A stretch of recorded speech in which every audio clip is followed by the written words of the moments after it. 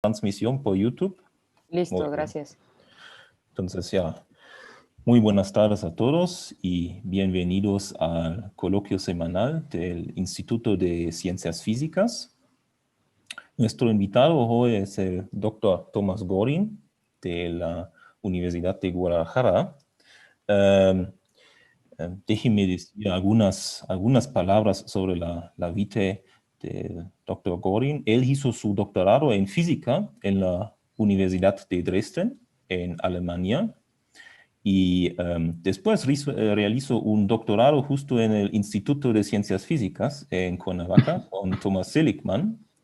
Y ya, después de dos otros postdocs, uno en la Universidad de Freiburgo en Alemania y en el Instituto Max Planck en Alemania, él se hizo investigador en la Universidad de Guadalajara.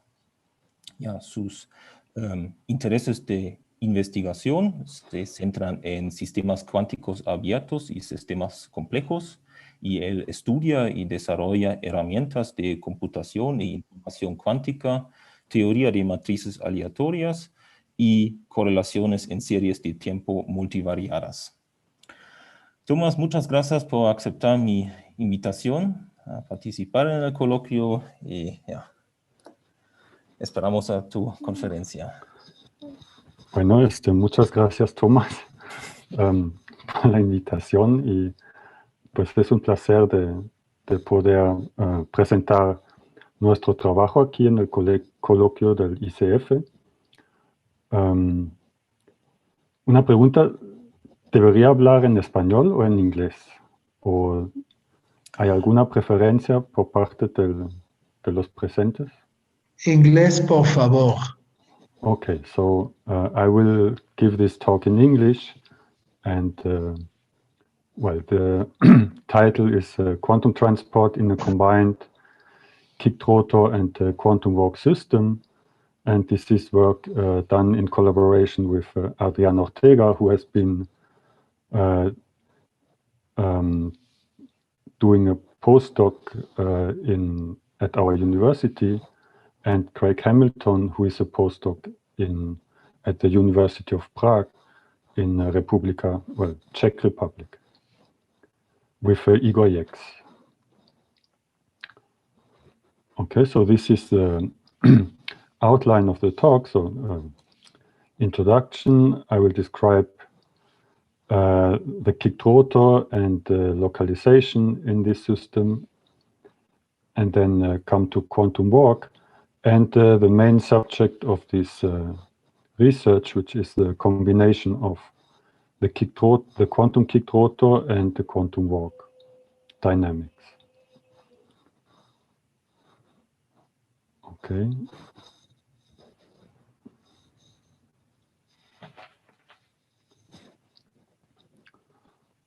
Okay, so the aim of this work was to understand or to better understand or to study different quantum interference effects and how they affect transport. So there is, on the one hand, Anderson localization, which has been introduced in 1960, and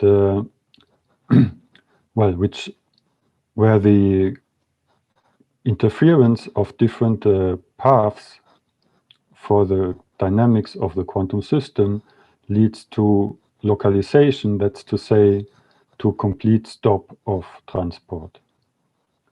And on the other hand, we have the quantum walk, which would be, say, the quantum version of a classical random walk, where instead of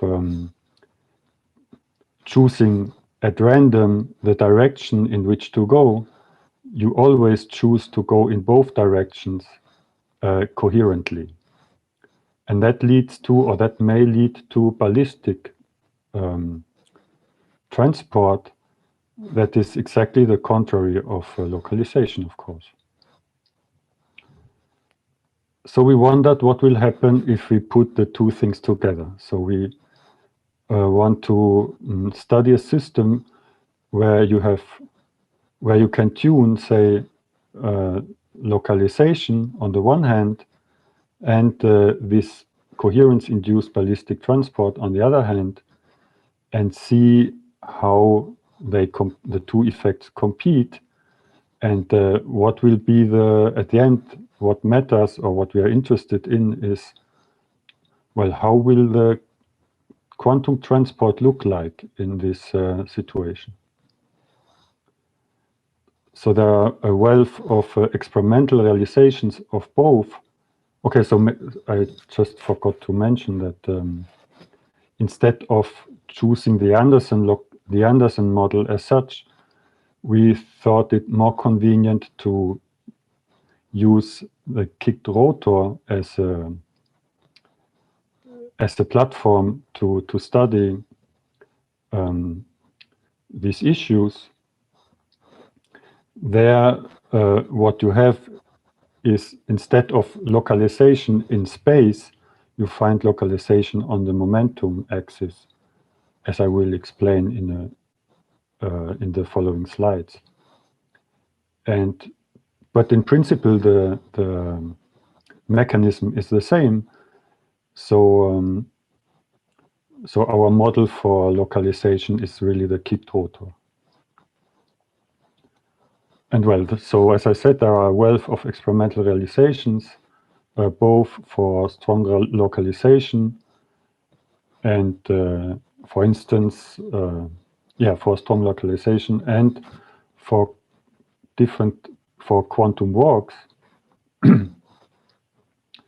So, for instance, you can model the kicked rotor dynamics using cold atoms in periodic light potential, and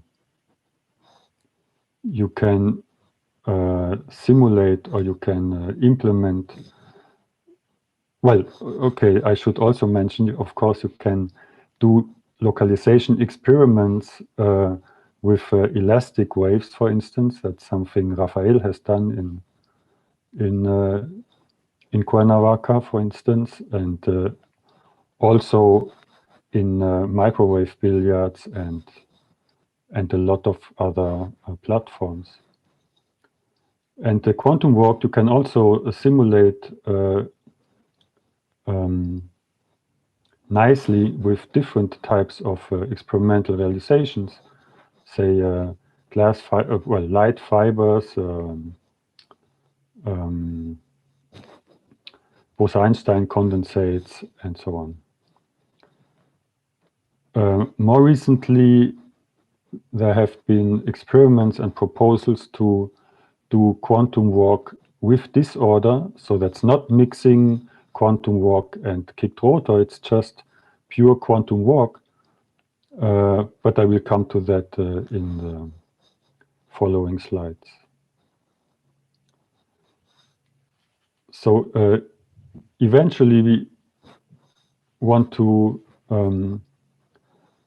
understand, to generalize these features to many-body systems, and one particular interest, at least for me, is this semi-quantum walks. So quantum walk is interesting not only because of the transport properties, but also as a possible search algorithm for finding minima of a certain Hamiltonian function, right?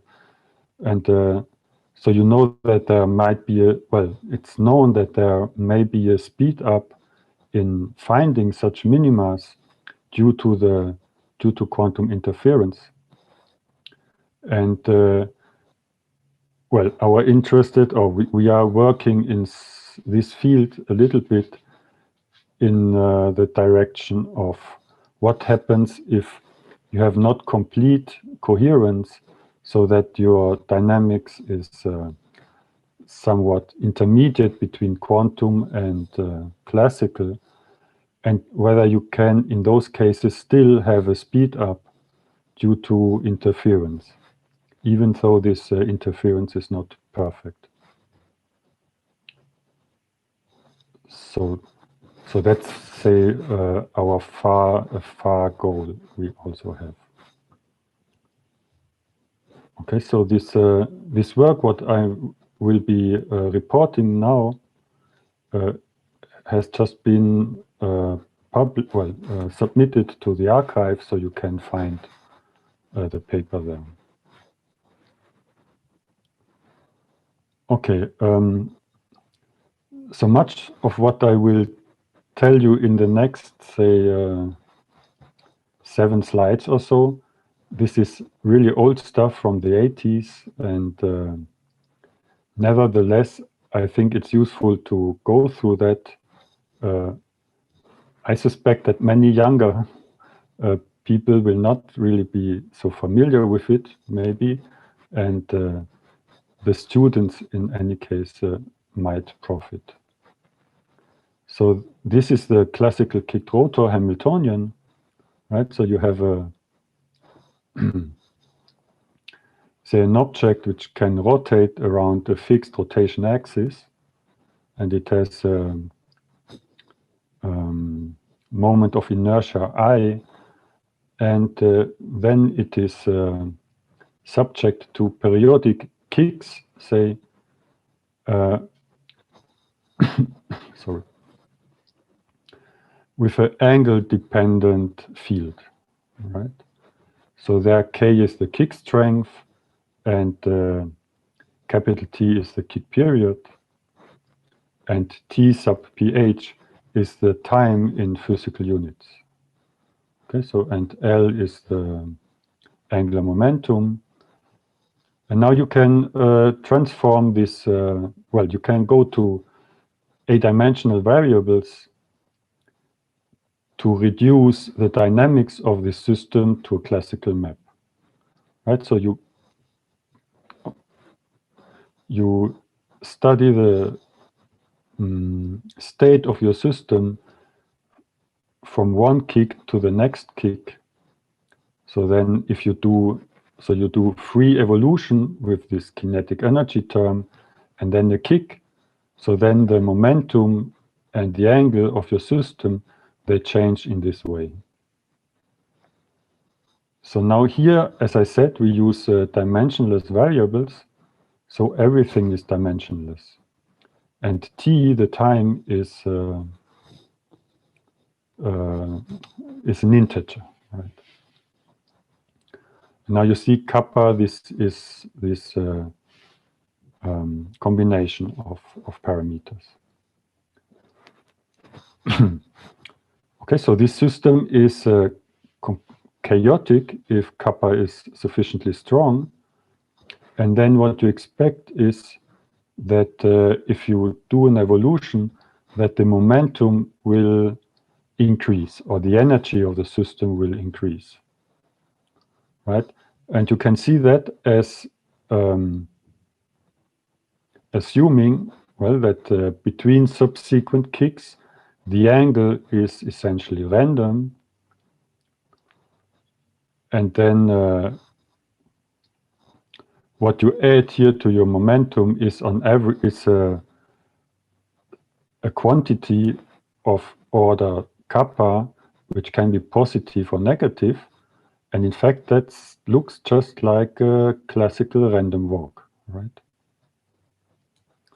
And indeed, if you calculate the variance of P, of the momentum, then you will find that this increases with kappa squared times T.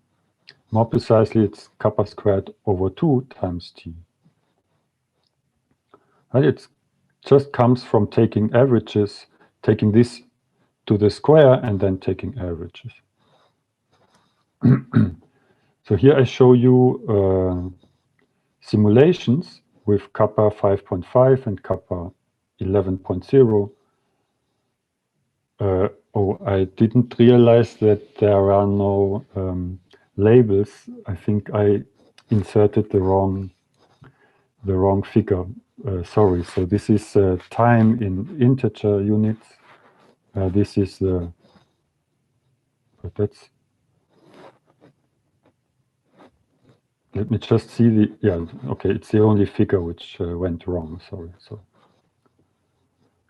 So this is time in integer units. This is momentum average, well, it's an average of momentum squared, and the points are numerical simulations over many trajectories, and the lower slope is for the case of a small kappa, and the bigger slope is that of the larger kappa value. And the solid lines, so this one, the solid black line, and this one, they are simply the estimate where you assume that p squared increases as kappa squared over 2. So the classical diffusion constant would be kappa squared over 2. And you see that it does not, it's not exact. There is a correction, and that's due to correlations between subsequent steps. But these correlations, they can be, or this effect can be estimated analytically, and this is what I show you here. So that's a work also from the 80s, Register, Rosenbluth, White. They calculated the diffusion constant for this case more accurately, and then you get this red solid line and the blue solid line as a theoretical estimate, and that's a very good fit. And what I show here at to the left is the diffusion constant as you calculate it in this work, just scaled by 2 over kappa squared. Right, so the leading term is removed. So if the diffusion constant would be just kappa squared over 2, you had here just the value would be equal to 1. And then this pink-purple curve, it tells you the, well, the more exact value of the diffusion constant as a function of kappa. And the two cases we considered to the right are these kappa 5.5, where you see this black arrow upwards, and the 11.0, which is the black arrow downwards. Okay, so that's why here you get a smaller diffusion constant for kappa equals 11, and here you get the larger diffusion constant for kappa equals 5.5. Okay. Now I come to the quantum version of this kicked rotor. So we have two types of dynamics which what's called alternate.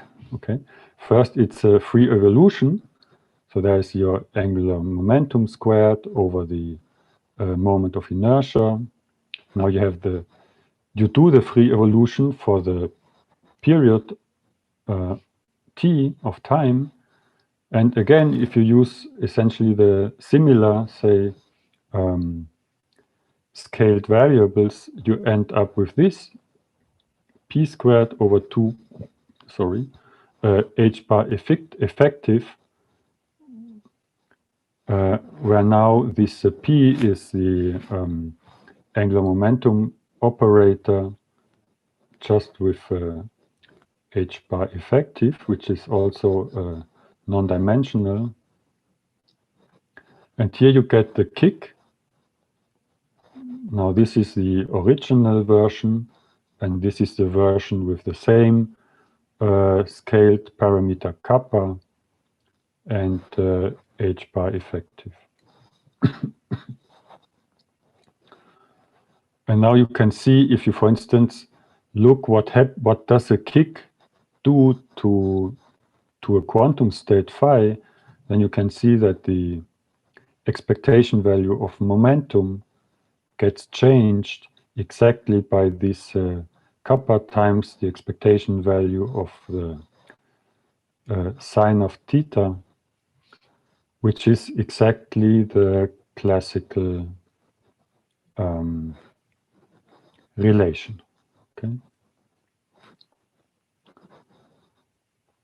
So it's indeed precisely the quantum version of the classical dynamics, and there is only one additional parameter, which is this effective Planck constant.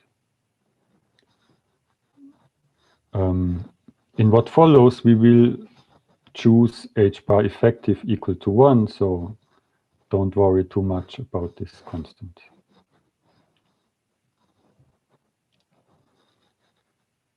Okay, now this is the unitary evolution operator we will use for the quantum kicked rotor. We choose a symmetric version of the dynamics.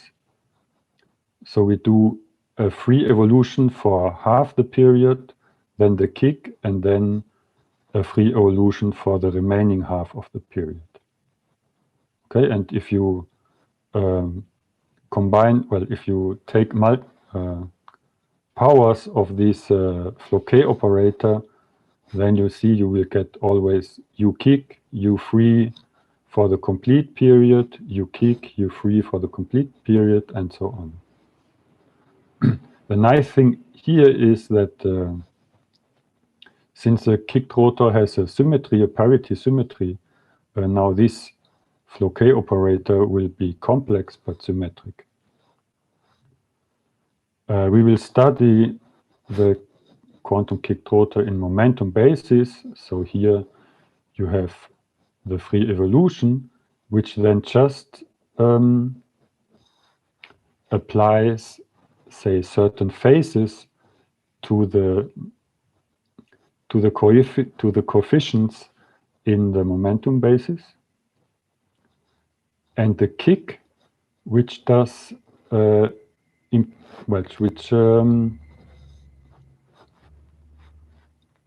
to say it allows for transitions between states M and state N. But you see that it's only M minus N appears, so it's translationally invariant on the momentum axis. Okay, now here is what the kick transition amplitudes look like. So here I just plot this Bessel function not as a function of the argument, because the argument is a fixed parameter, it's just kappa over h bar effective. I plot it as a function of m minus n. I ignore this I in front. So then you see here's the momentum axis. So we've discretized, so it's a discrete momentum axis.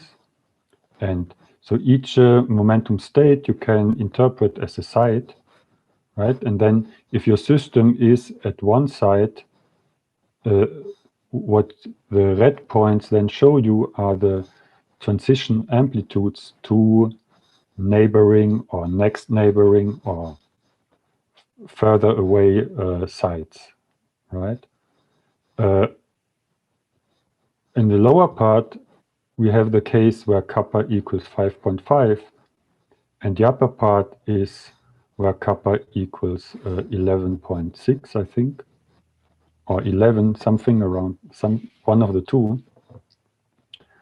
The important parts are these red points. They are really the transition amplitudes as they occur in this matrix. The purple line, this is just the continuous version of the Bessel function. You see that, well, to one side, to the right, goes down to 0 exponentially, I think.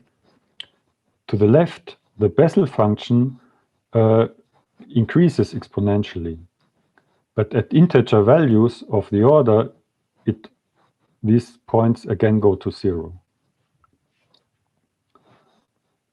So there is only a finite range in which you have transitions from one momentum state to the other momentum state.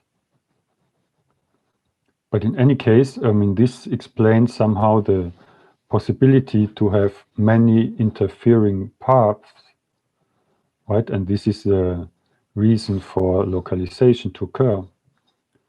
And but you also see that these transition amplitudes, they are not at all random, right? They are rather periodic. And these are values for kappa where the classical system is really chaotic. Okay, so this is it. Now I want to explain, okay, I should speed up a little bit. So the localization as such, right, so we will start the evolution with a momentum state, with a momentum eigenstate. Well, okay, I should, yeah. So in principle, the spectrum of the kicked rotor is dense, right? Because you have an unbound phase space. I mean, the momentum is unbound, so you can have arbitrarily many eigenstates. And if you consider your Floquet operator, which is a unitary operator, all eigenvalues are on the unit circle, and there are infinitely many of them. Okay. However, it turns out that for a certain initial state, for instance, a momentum eigenstate, only a finite number of eigenstates of the kicked rotor have overlap. And so only those matter. And now, since the eigenstates are exponentially localized, you can calculate how many eigenstates really matter for the evolution. And this is given by this capital N here. It's 2 times the localization length. Okay, and then you can calculate the level spacing for your Floquet operator for these effective states. And you can calculate the localization time, then it's just the Heisenberg time. And that's again N, so this calligraphic N.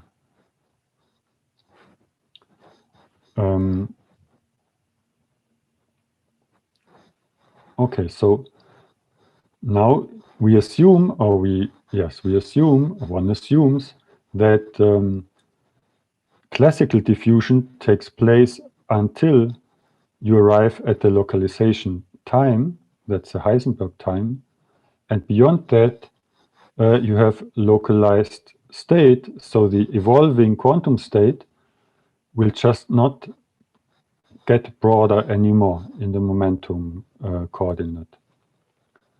And now from the shape of the eigenstates, you can calculate how broad these quantum states are in the localized regime. And then that's, so this is the result on that side. So you get, again, H effective squared times N squared. Okay. So this is from the classical diffusion up to the localization time, and this is the width of the state in momentum space beyond localization time. So since now T log is really N, right, you can calculate N, or you can relate N to the classical diffusion constant and H bar effective squared. And now this is the formula for the classical diffusion constant. You see this kappa squared over 2, and these are Bessel functions. And now we have a theoretical prediction for the localization length and the saturation value of the width of the wave packet in momentum space. Okay, and that is now the theory compared to numerics. So let me see. So here we have time in units of the localization time.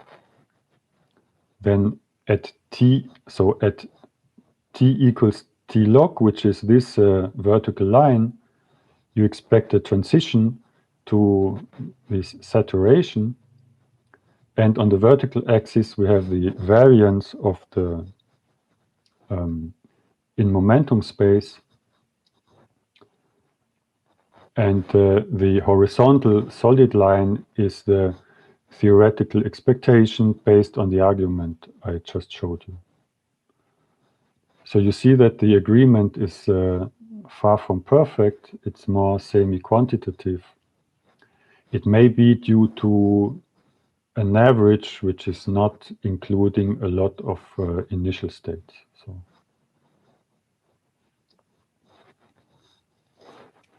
Okay, so now let me talk about quantum walk. I think this will be faster. So this has been introduced in 93 of the last century.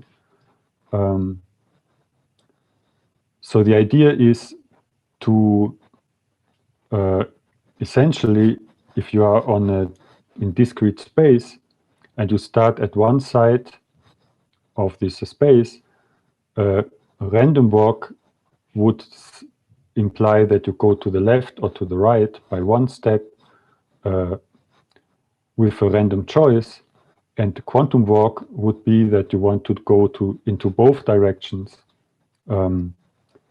coherently. So you would take a superposition of both choices.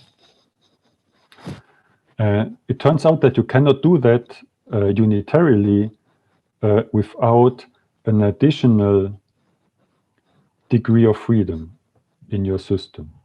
And that's why you have to introduce a coin, say, an additional two-level system in order to allow this quantum walk to be completely unitary. So this UC is a unitary operator in a two-level system, which is addition to the original system. And then this S is a conditional step operator, right? It tells you that if your coin is in state 0, you go to the left, and if it is in state 1, you go to the right. Now here we generalize the thing a little bit, so we want to go for a certain distance to the left or a certain distance to the right, not necessarily one step. And now the standard, say, or the most popular version of quantum walk is the so-called Hadamard walk, where your coin operation you see is this Hadamard gate, okay, and your initial state will be. It also matters, so you need to have a superposition. Sorry. In your coin space and a certain momentum state in your momentum coordinate. Yes.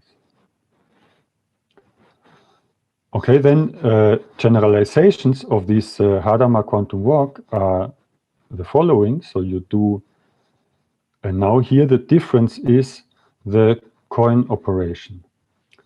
You may choose the coin operation to be dependent on space, momentum space, and or time.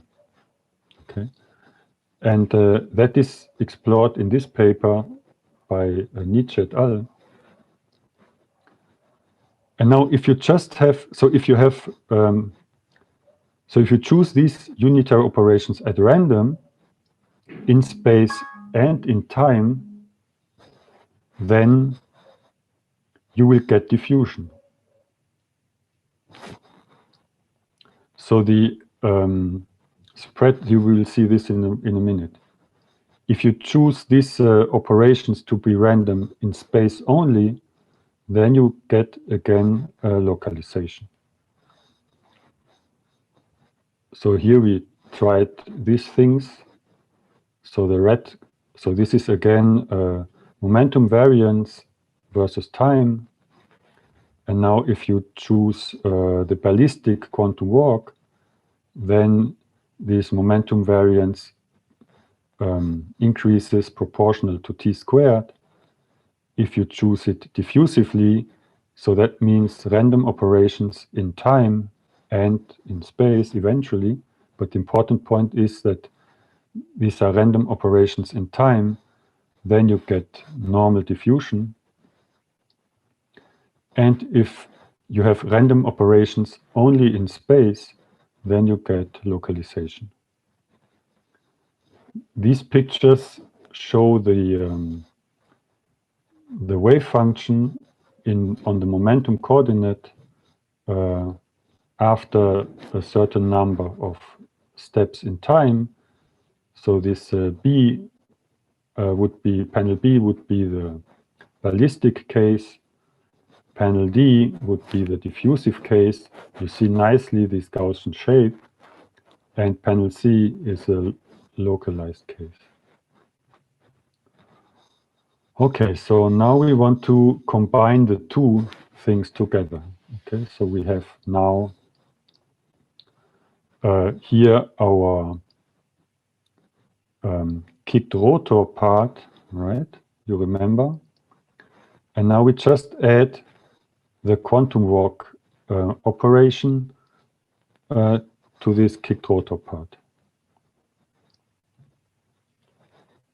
So after each kicked rotor step, we do a quantum walk step, and that we iterate over time.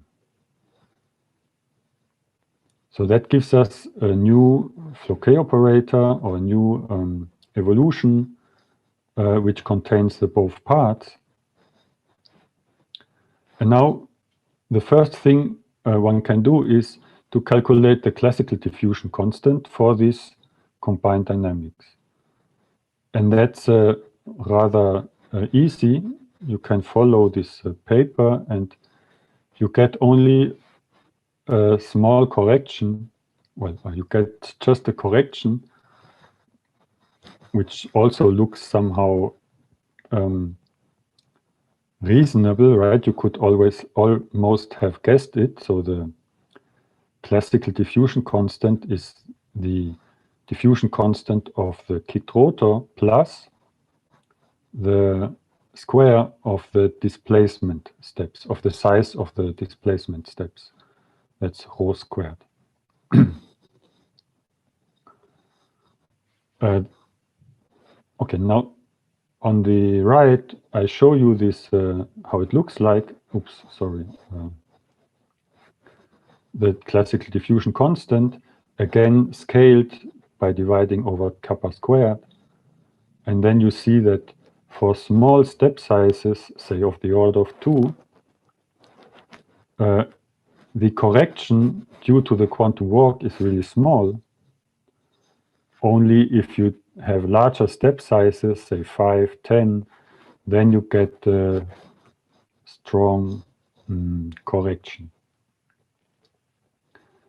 So we will focus on the case where the quantum walk is a classically small perturbation, which means that the classical diffusion constant is dominated by the kicked rotor. Okay, so here, this is just a figure to show you, well, it's okay, it shows you several things. So this is again momentum variance versus time. Now for this combined dynamics, and time is taken in units of the localization time for the pure kicked rotor. So it's the localization time of the kicked rotor. It's not the localization time of the combined system. So these vertical lines here, they show you the localization time of the combined system as calculated from this classical modified diffusion constant. And the horizontal lines, they show you the saturation value of the momentum variance, again, as calculated from the modified diffusion constant. And now the blue line, so this numerical blue line, it is the pure kicked rotor. The red line is the combined system with step size 1, so rho equals 1. And then the black line is for rho equals 2. The purple line is for rho equals 5. And the green line is for rho equals 10. And kappa is 5.5. So you see that initially all the lines follow the classical expectation for the diffusion, for normal diffusion.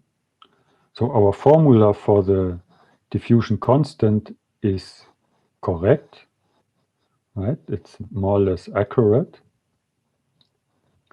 But you also see that the moment when localization sets in, it's well, it's maybe not so far away from the theoretical expectation, but the value, the saturation value, is typically much, it's underestimated from the theory. Right? So for instance, in the case of the red line, which is rho equals 1, you would expect a saturation at this level, and you really get a saturation at a much larger level. And note that this scale is a logarithmic scale, so it's really a considerable difference. And the same happens for the black line, and for the pink and the green line, we don't really know, we don't even know whether we have localization at all. Okay, so this is the same picture, but at the larger value of kappa, and the same observations apply, but now you see almost none of these curves really saturate. And we have not been able to go beyond that time. So this is 1,000 times the localization time. It's really, really far. Say, it's really long time.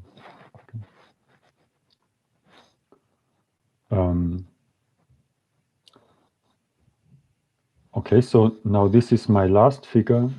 Okay, I think I'm more or less in time with my talk. Sorry. So now this is the case where we fix the step size, so rho equals to 1, which means a small step size, and the quantum walk is really a small perturbation to the kicked rotor dynamics. And we consider different types of quantum walk dynamics. So ballistic, localizing, and diffusive. We calculate the momentum variance at a specific time. So we choose 10 times the localization time, and at this time we calculate the momentum variance. And then we plot it in a way such that it should give the, well, so if the theory is correct, then we would get here the classical diffusion constant. So since there is this link between the classical diffusion constant and the momentum variance in the localized regime, right, you can calculate from the momentum variance the classical diffusion constant. So this is how you would calculate it, and then this is what we plot, as a function of kappa. And for instance, let's start with the pure kicked rotor case, which is, these are the gray points you see here on the lower part of the figure, and the gray solid line, which is the theory. So this is more or less in agreement, semi-quantitatively, right? So this is what we expect to see for the pure kicked rotor, and the numerics more or less show what we expect. Now we show, the next is the ballistic case. So this is quantum walk with the Hadamard gate. These are the red points, okay? And again, I mean, the important feature here is that it's far different from what you get for the pure kicked rotor case. Even though you have a small, you only do a small perturbation to your system. And in any case, the theory which allows you to predict the localization length and the localization time, it seems to fail simply in this generalized case. Then we have the localizing case. So this is kicked rotor plus localizing quantum walk. There we get these green points. And now the green line, the green solid line, is not really theory. It's just a fit with the shape of these oscillations. So it's just to guide the eye so we don't, what we can see is the modulations are smaller, and you tend to arrive at the more constant value of the momentum variance. Okay, now the blue case, this is also interesting. So there you get, that's of course kicked rotor plus diffusive quantum walk. There you would expect to get just the diffusive dynamics, so there is no localization. We have a finite momentum variance just because we look at the momentum variance at a certain point in time. And it turns out that if you analyze this more carefully, that the modulations you see, they are not due to the modulations in the diffusion constant, they are due to the modulations in this time, T log. I think I explained this here, yes. So, okay, so this is about the theoretical lines. And in the last case, right, what you really have is that the momentum variance increases proportional, well, it's approximately given by kappa squared over 2 times t. So the diffusion constant is just kappa squared over 2 for this time. And you almost don't see a difference between the theoretical blue curve and the points. So the agreement is really very nice.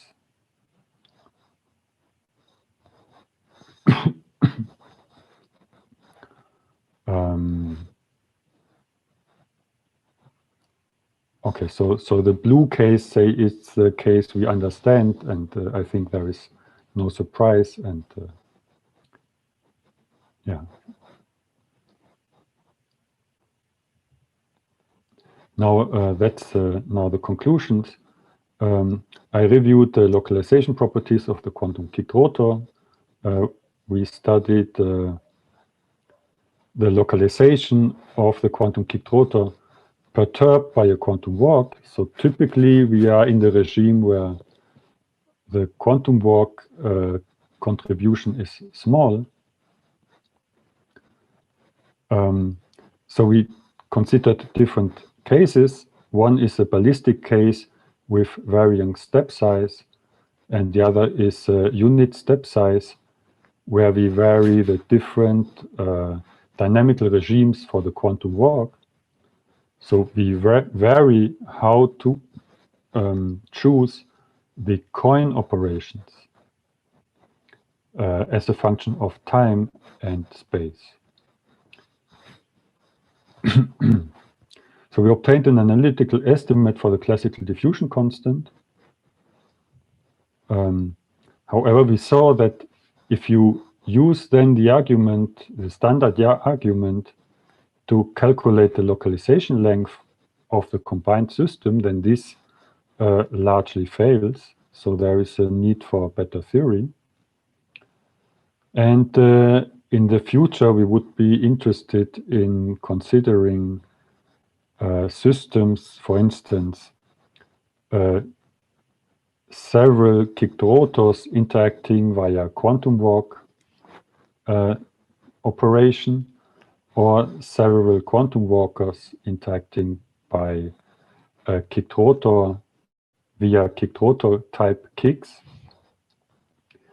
And now the last point I didn't mention again, but we're also interested in semi-quantum. So say this quantum walk, maybe of many quantum walkers in not in a partially incoherent way.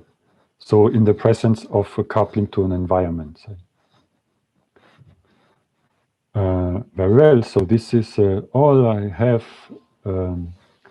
Thank you very much for your attention, and well, I open for questions. Okay, thank you very much, Thomas, for this nice talk. Thank you, thank you. Are there questions, comments from the audience? You can write them in the chat, or yes, Antonio has a question. So you can. Yeah, start. Thomas, thank you very much for your talk. Would appreciate if you could mention the order of magnitude of dimensions, both time and length, where we can transition from this picture you presented, very complete picture, to a classical treatment of this, just to get a sense of the physical model. I think the audio was a bit bad, so I didn't understand the order of magnitude of what quantities? Yeah, I'm sorry. The length and time dimensions where we can transition from this description to a classical kicked rotor and random walk. This is a tough question because this is related to this H bar effective, right? Okay. So in fact, we have how to say, we tried to look at to change the value of H bar effective. Maybe it's not the best. So it's here, right? So I mean, I'm coming from a quantum chaos community, so immediately when I saw H bar effective, I said, why the hell are people choosing H bar equals to 1? They should go to the semi-classical limit, say, right? So I wanted to choose a smaller H bar, but it's very painful. So the numerics get by no means, yeah, even H bar effective equals 1/2, it's already a problem. So maybe let me show you the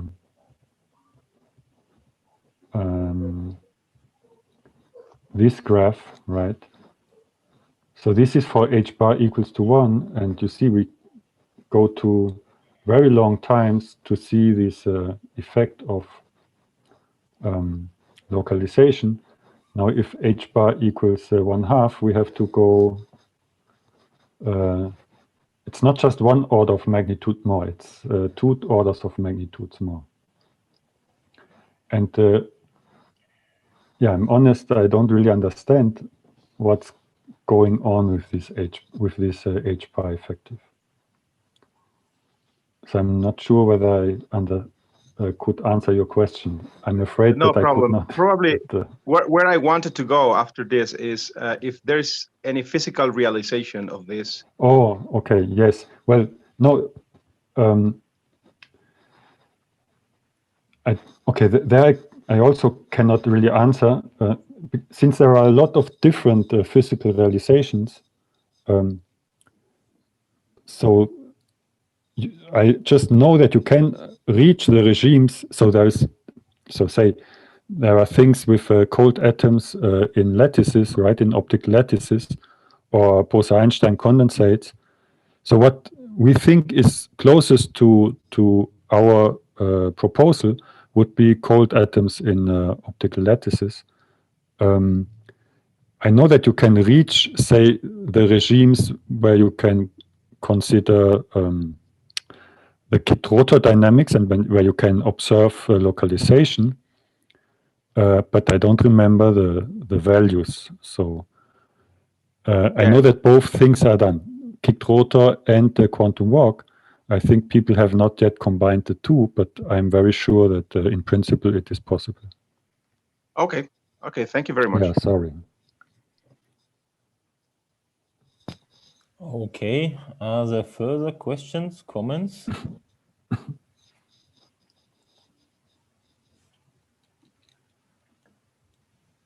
So, Thomas, maybe I ask a question. You showed this or studied the localization in momentum space.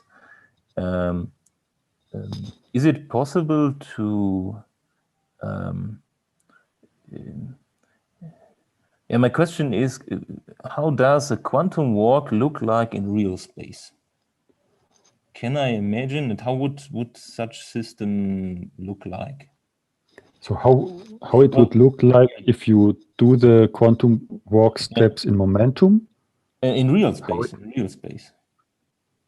Well, Because you studied everything in momentum space, right? Yes. The kicked rotor in Okay, momentum yeah, space, right. and then they applied this perturbation of this quantum walk on top of the kicked rotor, right? Yes. Okay, so yeah, my idea is, can I do a similar study in real space, and how would it? I mean, the quantum walk one can, of course, do in real space. And for instance, this picture, the part B, it's the wave function, well, the square, the amplitude squared. It is drawn in momentum space, but it looks exactly the same in real space. It would look exactly the same in real space. So there's no, I mean, that's not the difficult point. What I think is difficult, that, I mean, really many quantum walk realizations are done in momentum space with cold atoms, for instance. And then I tried to imagine how do you see this how do you see this quantum walk in real space? Because you see, you have this optical lattice. Now your quantum state in momentum space has this shape, but what does this mean for your wave function real space? So there I have a problem. Okay. There's also something we wanted to try in the beginning. In fact, we wanted to do the quantum walk in real space. So we have the kicked rotor, which does localization in momentum space, and perturb this system by a quantum walk, but in real space, so in the angle. But it turns out that this is even a weaker perturbation. And so you get almost nothing. Maybe you can calculate things like fidelity or so, but you are very fast in the perturbative regime. So in the regime where your perturbation is not changing the states anymore. I see. Okay, thank you, Thomas. Are there further comments, questions?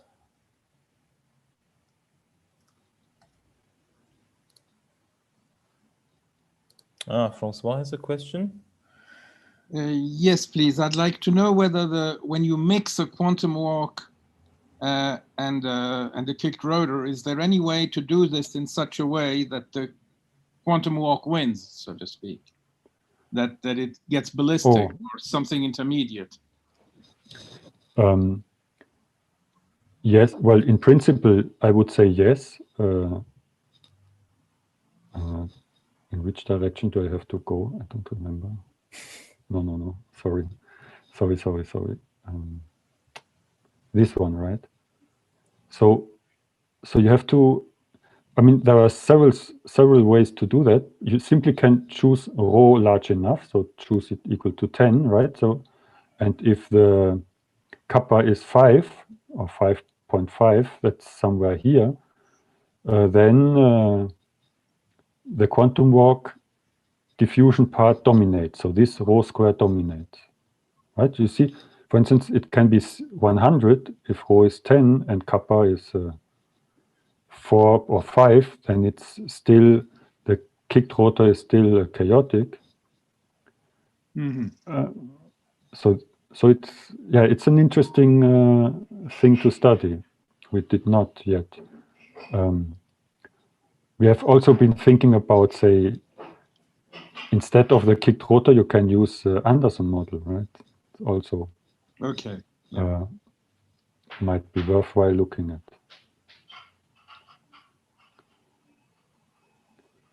Thank you. Yes.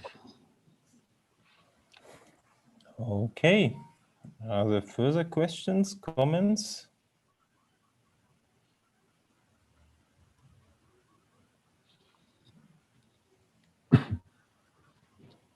Yeah, if this is not the case, then Thomas, thank you again.